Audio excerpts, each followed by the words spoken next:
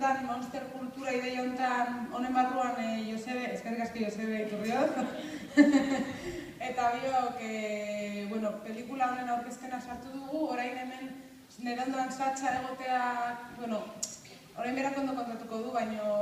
Ulrike Oettinger zinemagile honen inguruan prestatu dugu ziklo baten parte da peli hau, eta bueno, orain azalduko dute, eta bai, pixka gainetik esatea, monster kultura honetan Ulrike Oettingerren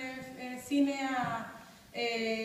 ondo kabitzen zela pentsatzen dugula, ze Oettingerren pelikuletan, eta ez ditugu asko ikusi, baina bere pelikuletan freak-aren irudia, monstrua, normalean bazterretan geratzen diren gorputz horien aurkezpenak edo realitateak edo biziak agertzen dira modu batean edo bestean, ez eta horregatik pentsatu dugu hemen feminista handi barruan peli hau sartzea bere zentzua zeukala, ez? Eta hitza Satxari emango diot, erderara pasatuko naiz para las que no entienden euskera. Nada, dar las gracias a Plaza Andreok, a Josebe Iturrioz,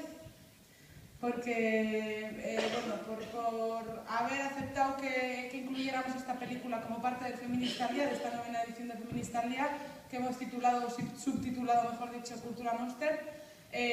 Ahora Satxa contará un poco más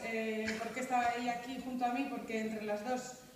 ponemos en marcha este programa de películas de Oettinger. Y sí que comentar un poco, porque creíamos que era un buen encaje, que las pelis de Oettinger, las pocas que hemos visto, ya vemos como el mundo del freak, del monstruo, de los cuerpos que de alguna forma no entran en el orden hegemónico o heteronormativo, salen retratados o de alguna manera son el centro de sus pelis, en este caso el retrato de una alcohólica. Y bueno, veíamos interesante incluir esta película dentro del Feminista al Día, ¿no? Por mucho